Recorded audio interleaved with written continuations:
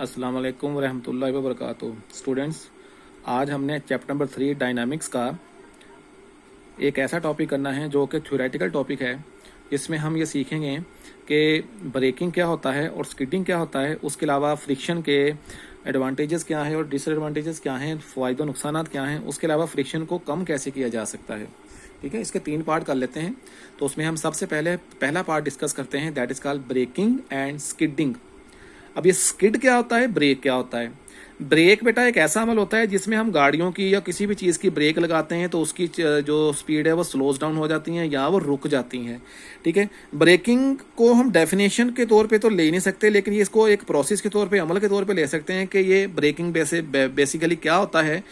Make a moving vehicle slows down, एक चलती हुई गाड़ी को आहिस्ता करना, स्लो करना और स्टॉप या रोक देना by using a brake is called braking. यानी ब्रेक का इस्तेमाल करके गाड़ी की स्पीड को कम करना या गाड़ी की स्पीड यानी गाड़ी को रोक देना ब्रेकिंग कहलाता है। ठीक है, एक वे ब्रेक होता है BREA के ब्रेक, वो तोड़ना होता है। ये ब्रेक लगाने का अमल होता है। ब्रेकिंग होता है ब्रेक लगाने का अमल। ठीक है ना, एक्ट ऑफ ब्रेक। ठीक है ना। अच्छा, अब ब्रेकिंग को हम जब देखते हैं तो उसके लिए हम सबसे पहले तो ये पता होना चाहिए कि ब्रेक लगाने से पहियों की जो मोशन होती है वो रुक जाती है, अपोज हो जाती है। वो किस तरीके से होती है, और पहिए बेसिकली 2 मोशन कर रहे होते हैं। यहाँ पे लिखा हुआ है अ मूविंग व्हीकल्स जो होते हैं, व्हीकल्स के व्हील जो होते हैं हैव 2 मोशन होती हैं। एक तो मोशन उनकी होती है motion of the wheel about their axis. ठीक है ना, एक्सल जो होता है उनका। ठीक है, वहां पर एक मूवमेंट होती है उनका एक्सिस के इर्द गिर्द मूवमेंट होती है, उनकी एक्सल के इर्द गिर्द मूवमेंट होती है। दूसरी उनकी मूवमेंट होती है motion of the wheels along the road के ऊपर कर रहे होते हैं। ठीक है, अब आपको ये भी पता होना चाहिए बेटा कि अगर एक व्हीकल जो है उसने रोड के ऊपर हरकत करना है तो उसको स्टॉप करने के लिए, उसको रोकने के लिए या उसकी स्पीड को स्लोज डाउन करने के लिए, ठीक है, वही रिक्वायर्स फ्रिक्शन। हमें फ्रिक्शन भी चाहिए होती है। ठीक है ना, और रोड के ऊपर चलने के लिए फ्रिक्शन की जरूरत होगी।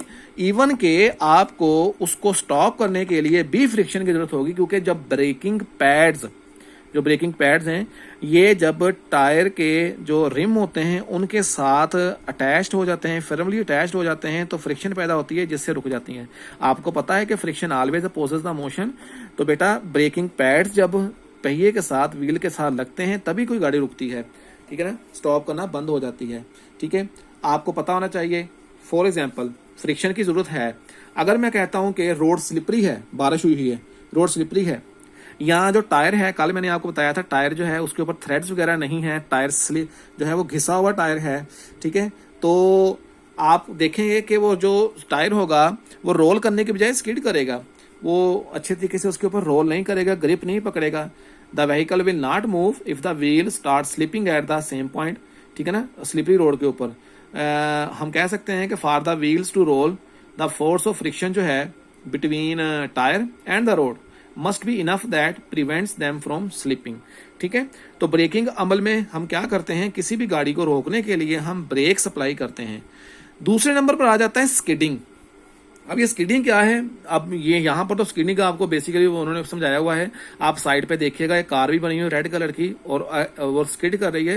ये तो बेटा आप अगर गूगल के प्ले स्टोर के ऊपर जाएंगे या एप्पल के मैक ऑपरेटिंग सिस्टम के ऊपर जाएंगे तो वहां पर आप जाके ढूंढेंगे ना, आप लिखेंगे स्किडिंग गेम्स तो आपको बहुत सारी गेम्स आपको मिल जाएंगी। इवन के जो स्पोर्टिंग चैनल होते हैं उसके ऊपर स्किडिंग कार जो होती हैं, कारें स्किड कर रही होती हैं, उसकी भी बहुत सारी गेम्स, उसकी भी बहुत सारी जो है वो खेले हैं, प्लेज हैं, खेले हैं जो कि लोग खेलते हैं। बाकायदा तौर पर इसको खेल का दर्जा दे दिया गया है कारों को स्किड करना।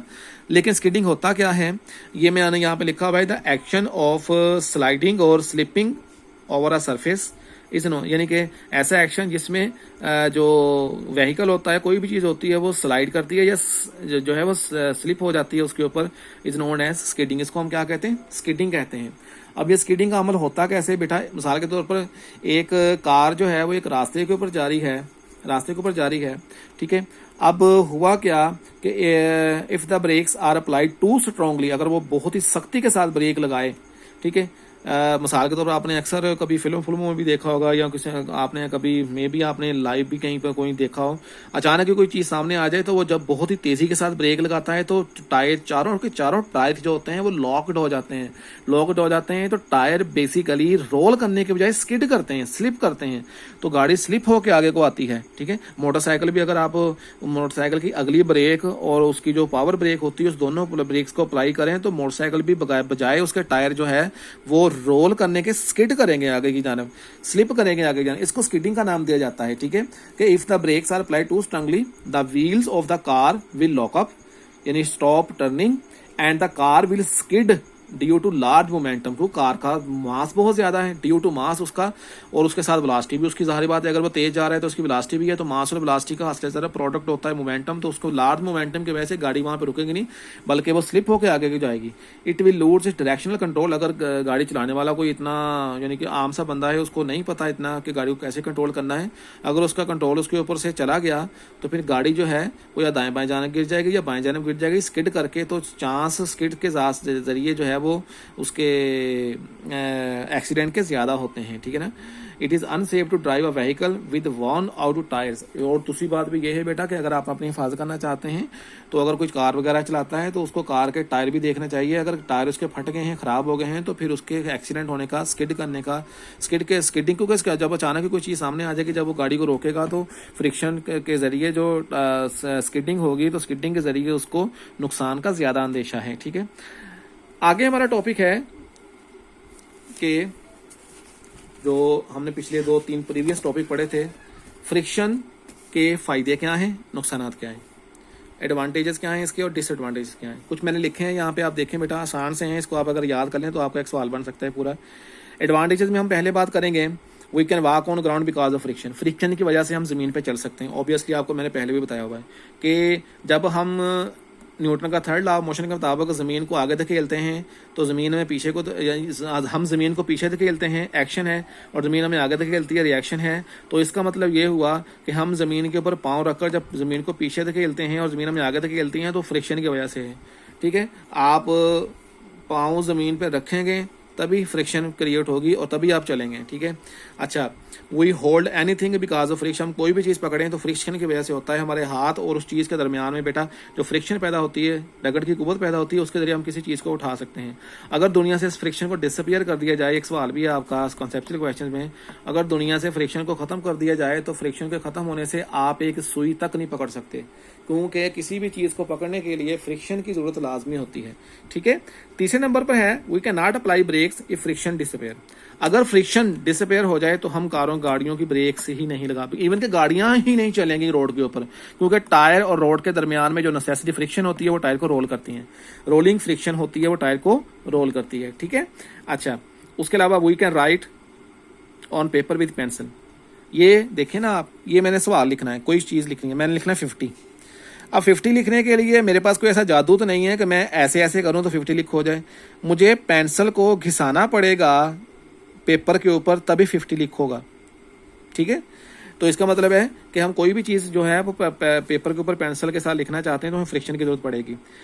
Birds fly in air because of friction. Friction की वजह से बर्ड्स जो हैं फ्लाई करते हैं। मैं आपको एक बात बता दूं कि जो बर्ड्स के जो पर होते हैं ना, एक मिनट, जो बर्ड्स के पर होते हैं, ठीक है, बर्ड्स जब अपने परों को बंद करके फैलाती हैं तो नीचे से हवा उनके परों के ऊपर टकराती हैं ऐसे। These are called thermal currents. जब उनके परों को टकराती हैं तो उनको एक फ्लाइट मिलती है और वो फ्रिक्शन की वजह से ही होता है, वो आगे को ट्रैवल करना शुरू कर देती हैं। ठीक है, अच्छा बेटा, इसके अलावा अब ये ज़रा थोड़ा सा जो है वो फल्कियात के बारे में भी बात हो जाए, थोड़ा सा स्पेस के बारे में बात हो जाए। एस्टेरॉइड्स यानी शहाबिये जिसे कहते हैं, are burned in the atmosphere before reaching earth due to friction. बेटा जब ये होता है, आसमानी चट्टानें होती हैं स्पेस के अंदर, स्पेस रॉक्स कहते हैं उसको, स्पेस रॉक्स को स्पेस के अंदर यानी खला के अंदर बहुत सारी ऐसी चट्टानें वगैरह हैं जिनके ऊपर ग्रेविटी की वैल्यू जो है वो जहाँ पर वो रोटेट कर रही होती हैं, जहाँ पर वो किसी भी स्पेस के अंदर कहीं भी होती हैं, जब वो ज़मीन के एटमॉस्फेयर में दाखिल होती हैं तो वो ज़मीन के ऊपर गिरती नहीं हैं। जैसे ही वो ज़मीन के एटमॉस्फेयर में दाखिल होती हैं तो एटमॉस्फेयर में दाखिल होने की वजह से वो बाकायदा तौर पे हमारी जो एटमॉस्फेयर के अंदर हवा है उसके साथ जब वो रगड़ खाती हैं तो रगड़ खाने की वजह से वो जल जाती हैं। लेकिन वो ज़मीन पे नहीं पहुंच पाती, तो ये भी फ्रिक्शन की वजह से है। फ्रिक्शन से जब वो रगड़ की कुव्वत रगड़ खाती हैं तो फिर यानी हवा एटमॉस्फेयर में आकर रगड़ खाती हैं तो वो जल जाती हैं। ये भी हमें एक फ़ायदा है फ्रिक्शन का, वरना तो ज़मीन जो है, क्योंकि आपको ये पता होना चाहिए कि ज़मीन जो है ये तकरीबन 4.5 अरब साल पहले ज़मीन के साथ ज़मीन जैसा ही एक सियारा टकराया था, थिया नाम था उसका। तो जब वो टकराया था तो उससे ज़मीन जो थी उसके ऊपर रहने वाले सारे डायनासोर साइंसोर वगैरह उनकी डेथ हो गई थी, तो ज़मीन की एवोल्यूशन दोबारा से स्टार्ट हुई थी। ठीक है, अच्छा आगे बेटा हम बात करें, it helps in the generation of heat when we rub our hand. जब हम अपने हाथों को रगड़ते हैं सर्दियों में तो उससे हीट पैदा होती है, इसको भी हम एक एडवांटेज के तौर पे ले सकते हैं। अब हम एडवांटेजेस की बात करते हैं। इसके कुछ नुकसानात भी होंगे, जाहिर बात है, अगर किसी के फ़ायदे होते हैं तो नुकसानात भी होते हैं। कंप्यूटर के फ़ायदे हैं तो नुकसानात भी है, मोबाइल फ़ोन के फ़ायदे हैं तो नुकसानात भी हैं। ठीक है, तो इसके डिसएडवांटेज क्या हैं? Number 1, friction produces unnecessary heat leading to wastage of energy. Friction की वजह से बेटा गैर ज़रूरी हीट पैदा होती है, जिसकी वजह से एनर्जी लॉस होती है, एनर्जी का वेस्ट होता है। ठीक है, फॉरेस्ट यानी जंगलात, fires are caused due to friction between tree branches. बाद दफ़ा बहुत सारे ऐसे इलाके हैं, मिसाल अमेज़न के जंगलात हैं, उसके अलावा अफ्रीका के जंगलात हैं। रिसेंटली ऑस्ट्रेलिया के जंगलात में आग लगी थी, इतनी ज़्यादा, दुनिया की सबसे ख़तरनाक और दुनिया की सबसे बड़ी आग थी, जिसमें 50 लाख से ज़्यादा जानवर जो थे वो हलाक हो गए थे जल के। तो फॉरेस्ट के अंदर जो है बेटा फ्रिक्शन अब होता क्या है कि जो उसकी ट्रीज होती हैं, ब्रांचेस होती हैं, पत्ते होते हैं ना, वो आपस में जब रगड़ खाते हैं, वो होते हैं ज़रा सूखे हुए पत्ते जब नीचे गिरते हैं या ब्रांचेस नीचे गिरती हैं, आपस में रगड़ खाती हैं। ऊपर से जब उसके ऊपर बहुत ज़्यादा लो पड़ती है, गर्मी पड़ती है, तो उससे फिर उनको आग लग जाती है, जिसकी वजह से जंगलात को आग लग जाती है, लगनी शुरू हो जाती है। नंबर 3 पे है कि friction produces a lot of heat in various parts of machinery as this leads to wastage of energy as heat। यानी कि जब मशीन चलती है तो उसके पुर्जे आपस में टकरा कर घिसते हैं, ठीक है ना, उससे एनर्जी जो हीट पैदा होती है, तो हीट पैदा होने से उसकी जो गर्मी होती है, गर्माइश होती है, जो हीट होती है वो बढ़ जाती है। This lead to wastage of energy of as heat. तो हीट की सूरत में जो मशीन की एनर्जी है वो कंज्यूम होती है, ये भी एक इसका डीमेरिट है, मतलब ये भी इसका एक नुकसान है। ठीक है, चौथे नंबर पर आप देखें, friction is undesirable when moving at high speed. यानी अगर आप बहुत तेज़ी के साथ जा रहे हैं तो यहाँ पर आपको फ्रिक्शन जो है वो उसकी ज़रूरत नहीं है, वो आपकी स्पीड को कम कर देगी, because it opposes the motion. ये आपकी स्पीड को के खिलाफ मजामत करती है, एंड दस लिमिट्स द स्पीड, आपकी स्पीड को लिमिटेड कर देती है, एक हद में रखती है। ठीक है, अच्छा उसके अलावा due to friction all machine parts are damaged और रब्ड। ठीक है, यानी कि फ्रिक्शन की वजह से आपके जो मशीन के पार्टिकल्स होते हैं वो आपस में घिसते हैं, और घिसने की वजह से वो टूट भी सकते हैं, ख़राब भी हो सकते हैं, ये भी एक डिसएडवांटेज है। ठीक है, तीसरा पार्ट हमारा आ गया methods to reduce friction, friction को कम करने के तरीके। ठीक है, if friction is undesirable then you can minimise the friction with the following methods. ठीक है, अगर आपको फ्रिक्शन अच्छी नहीं लगती, अगर आप फ्रिक्शन कम करना चाहते हैं तो आप ये तरीकों के जरिए फ्रिक्शन को कम कर सकते हैं। ठीक है, उसमें पहला तरीका है making the sliding surfaces smooth. Why, ये वाई मैंने वैसे लिखा है या आपने नहीं लिखना, ये वैसे मैंने आपको समझाने का लिखा है। Smooth surfaces always offers less friction. Smooth surfaces से हमेशा फ्रिक्शन कम पैदा होती है। तो अगर आप फ्रिक्शन को कम करना चाहते हैं तो जो रफली सरफेसेस हैं उनको आप स्मूथ कर लें। स्मूथ करने से वो नरम मुलायम करने से उसकी जो फ्रिक्शन है वो जो सतह है वो कम हो जाएगी, फ्रिक्शन भी कम हो जाएगी। ठीक है, number 2, making the fast moving object stream line shape.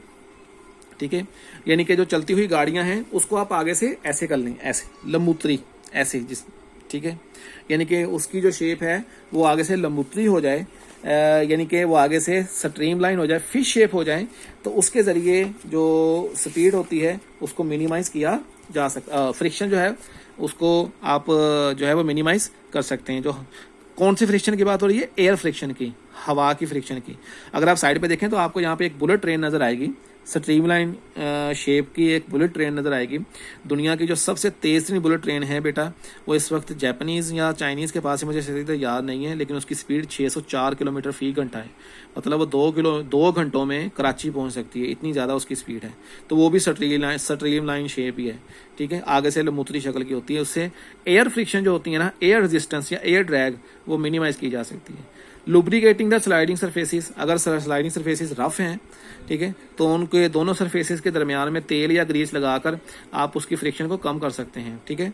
और चौथे नंबर पर आप अगर आपके पास एक ऑप्शन होता है रोलिंग फ्रिक्शन का, ठीक है। If you want to minimise the rolling friction, ठीक है, रोलिंग फ्रिक्शन वैसे भी कम ही होती है इन साइड ऑफ स्लाइडिंग फ्रिक्शन, वो आपने कल भी पढ़ा था, मैंने आपको बताया था, ठीक है। तो रोलिंग फ्रिक्शन को अगर आप कम करना चाहते हैं तो रोलिंग फ्रिक्शन को कम करने के लिए बेटा आप इस्तेमाल करें बॉल बेयरिंग्स और रोलर बेयरिंग्स, ठीक है। रोलर बेयरिंग्स और बॉल बेयरिंग्स जो होता है वो क्योंकि रोटेट करते हैं और उनका जो पॉइंट ऑफ कॉन्टैक्ट का एरिया होता है कोल्ड बेल्ट जो होते हैं उसमें कम बनते हैं, जिसकी वजह से फ्रिक्शन भी आप मिनिमाइज कर सकते हैं रोलर बेयरिंग और बॉल बेयरिंग का इस्तेमाल करके। तो आज हमने बेटा 3 टॉपिक्स पढ़े थे। सबसे पहले हमने ब्रेकिंग एंड स्किडिंग पढ़ा, उसके बारे में इतनी तफसील जाने की जरूरत नहीं है, आपको डेफिनेशंस ही आती हैं उसके अच्छे तरीके से।